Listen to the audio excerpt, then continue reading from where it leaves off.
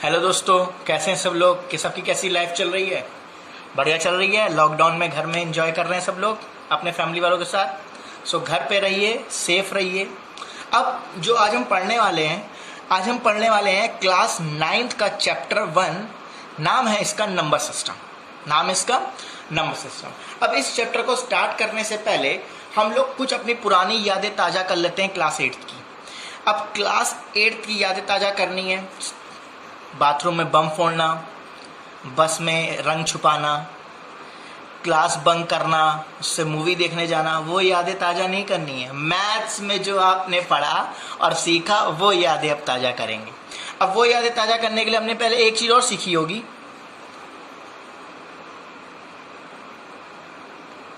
Counting is endless. आप लोगों ने सीखा होगा जो काउंटिंग होती है वो क्या होती है? एंडलेस होती है। ये सब लोग जानते हैं, ठीक है। ये बेसिक चीज़ सब भी जानते हैं कि काउंटिंग क्या है? एंडलेस है, ठीक। अब इसके बाद आपने एक चीज़ और सीखी होगी, बड़ा सा एन। बड़ा सा एन क्या होता है? Natural number. क्या होता है?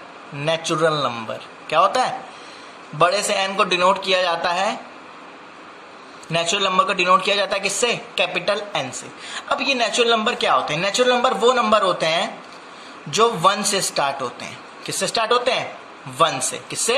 1 से। जैसे 1, फिर चलते रहते हैं, उसके बाद चलते रहते हैं 1 2 3 4 5, चुक चुक चुक चुक चुक चुक इन्फानाइट तक। कहाँ तक? इन्फानाइट तक। नेचुरल नंबर वो होते हैं, वो नंबर होते हैं जो 1 से स्टार्ट होते हैं और उसके बाद चलते रहते हैं। क्या करते रहते हैं? चलते रहते हैं, चुक चुक चुक चुक चुक इन्फानाइट तक, ठीक। अब उसके बाद आता है हमारे पास एक और नंबर W। अब W क्या होता है? Whole number. क्या होता है? Whole number. अब होल नंबर वो होते हैं जो किससे स्टार्ट होते हैं? 0 से। किससे? 0 से। किससे स्टार्ट होते हैं? 0 से, और फिर चलते रहते हैं 0 1 2 3 4 5 6 ढाई ढाई ढाई ढाई ढाई इन्फानाइट तक। कहाँ तक? इन्फानाइट तक। होल नंबर वो होते हैं जो 0 से स्टार्ट होते हैं और उसके बाद चलते रहते हैं। कहाँ तक? इन्फानाइट तक। और नेचुरल नंबर क्या होते हैं? जो 1 से स्टार्ट होते हैं उसके बाद चलते रहते हैं इन्फानाइट तक, ठीक। अब नेचुरल नंबर का सिंबल होता है n और होल नंबर का सिंबल होता है W। सबको पता चल गया? इतनी चीजें याद आया आपको? अब एक चीज और याद करिए अच्छे से। याद आया कुछ?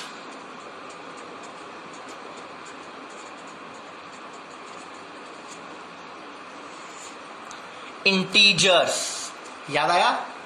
चलो याद नहीं है तो मैं याद दिलाता हूं। इंटीजर्स वो होते हैं, जैसे आपने पॉजिटिव नंबर लिखे 1 2 3 4 चुक चुक चुक चुक, ये भी क्या होते हैं? नेचुरल नंबर होते हैं। फिर आपने पॉजिटिव नंबर लिखे जो 0 से स्टार्ट हुए 1 2 3 चुक चुक चुक, ये क्या होते हैं? होल नंबर, ठीक। अब इसमें जो 0 होता है वो ना ही पॉजिटिव होता है और ना ही निगेटिव होता है। ध्यान रखिएगा, ना ही पॉजिटिव होता है और ना ही निगेटिव होता है। इंटीजर्स वो नंबर होते हैं जो निगेटिव से स्टार्ट होते हैं, 0 आता है फिर पॉजिटिव नंबर्स आ जाते हैं। मतलब माइनस इन्फिनिटी से 0 फिर प्लस इन्फिनिटी। जो माइनस इन्फिनिटी से प्लस इन्फिनिटी तक जाते हैं और बीच में क्या आता है? 0। वो नंबर कहलाते हैं आपके इंटीजर्स। क्या कहलाते हैं? Integers. Minus negative to positive, इसको बोलते हैं बेटा इंटीजर्स। और n को क्या बोलते हैं? अभी बताया था, नेचुरल।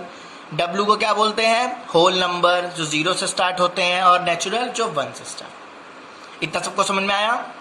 चलो अब आगे दौड़ते हैं, जो हमारा इस चैप्टर का मेन टॉपिक है जो हमें पढ़ना है, ठीक। ये तो मैं बेसिक चीजें जान ली पुराने की क्लास में। अब बड़ा सा R, राशन नहीं लिख रहा हूं, रैशनल नंबर। अब हम क्या पढ़ने जा रहे हैं? Rational number. रैशनल नंबर वो नंबर होते हैं बेटा जो P/Q के फॉर्म में लिखे जाते हैं। किस फॉर्म में? P/Q। वे P और Q क्या होते हैं इसमें? इंटीजर्स, क्या होते हैं? इंटीजर्स। और q does not equal to 0, ये आपको याद रखना है। रैशनल नंबर को हम लोग फ्रैक्शंस भी बोलते हैं। क्या बोलते हैं? फ्रैक्शंस भी बोलते हैं। रैशनल नंबर को हम लोग फ्रैक्शंस भी बोलते हैं। अब रैशनल नंबर वो नंबर होते हैं जिनको हम लोग p बाय q में रिप्रेजेंट करते हैं, ठीक है? p q इंटीजर्स होते हैं और q does not equals to 0, ये कंडीशन याद रखिएगा। एग्जाम्पल मैं आपको देता हूं, 5/3, 8/9, 7/6 एंड गोज ऑन, चुक चुक चुक चुक चुक चलता रहेगा। ये क्या होते हैं? Rational number. क्या होते हैं? Rational number. ओके, अब एक चीज और देखिए, मैंने लिखा n w i,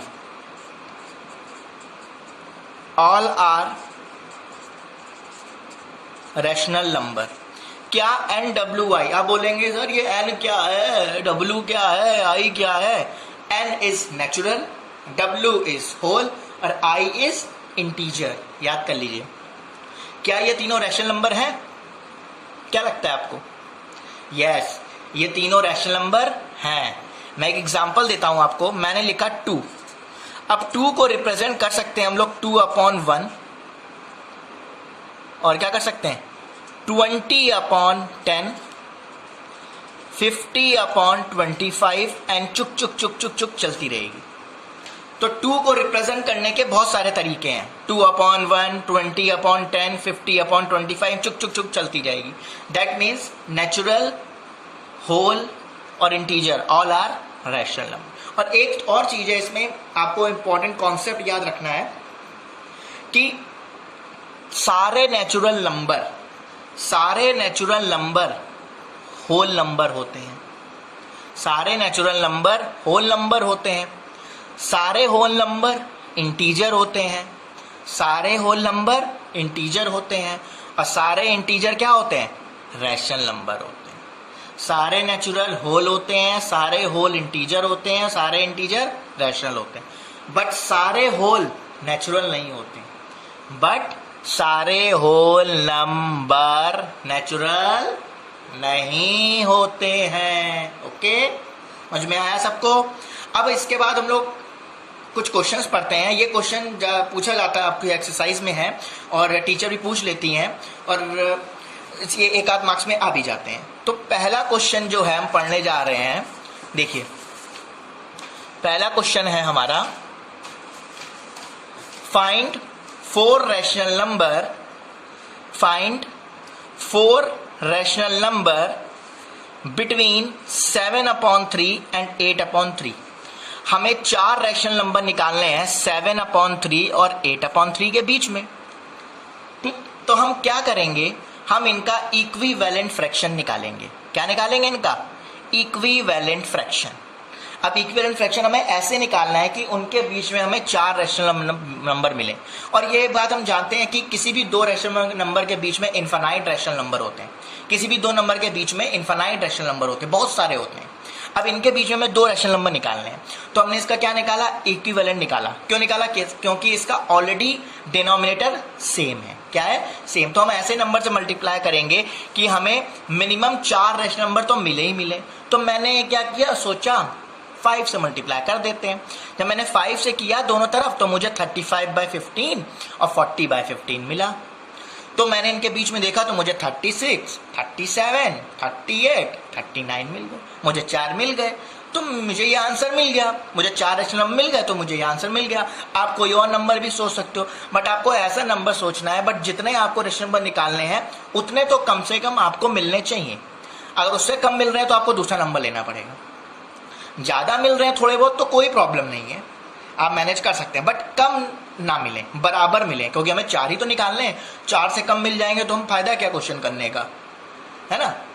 यहाँ 4 बनाने के थोड़ा ना बैठे हैं, हमें क्वेश्चन सॉल्व करना है, हमें मार्क्स चाहिए। तो 4 निकालने हैं हमें रैशनल नंबर, तो हमने ऐसा नंबर सोचा, इक्विवेलेंट फ्रैक्शन निकाला कि हमें मिनिमम 4 नंबर मिल जाए। ठीक, अब हम एक क्वेश्चन और देखते हैं। ठीक है, ध्यान से देखिएगा, इस थोड़ा सा डिफिकल्ट है, थोड़ा सा डिफरेंट है question. Find 4 rational number between 5/3 and 7/5। हमें कितने रैशनल नंबर निकालने हैं? 4। और किन के बीच में? 5/3 और 7/5। अब स्टेप 1 देखिएगा। अब इसमें क्या है? 5/3 और 7/5, तो इसमें बेटा डिनोमिनेटर सेम नहीं है। तो पहली स्टेप होती है आपको क्या लेना? LCM। जब LCM आप लेंगे, यहां आएगा 15, यहां आएगा 25, यहां आएगा आपका 21। यहां कॉमा लगा दीजिए। सेपरेट कर देंगे 25/21, सॉरी 25/15 और 21/15। ये आ गया आपके पास। लेकिन अभी भी इसके बीच में हमें कितने रैशनल नंबर दिख रहे हैं? 3, 22, 23, 24। क्योंकि 21 और 25 को नहीं ले सकते। जिनके बीच में आते हैं उनके एंड वाले को नहीं लेंगे, उनके बीच वाले को लेंगे। तो नेक्स्ट स्टेप आपकी क्या होगी? इक्विवेलेंट फ्रैक्शन, जो हमने पहले वाले क्वेश्चन में सीखा था। अब हमें ऐसे नंबर से मल्टीप्लाई करना है कि हमें कितने रैशनल मिल जाए? 4। तो मैंने किससे मल्टीप्लाई कर दिया बेटा? 2 से। आप कोई भी नंबर सोच सकते हो, बट जितने रैशनल नंबर हमें चाहिए एटलीस्ट उतने तो मिलने ही चाहिए हमें, और उससे कम नहीं मिलने चाहिए। तो ये आ गया 50/30 और 42/30।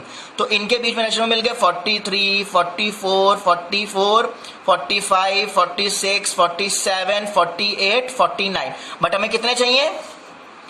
43, 44, 45 में 4 चाहिए। तो हमने 43 से 46 तक ले लिया। 43, 44, 45, 46 हमारा क्या हो गया? 4 रैशनल नंबर मिल गए।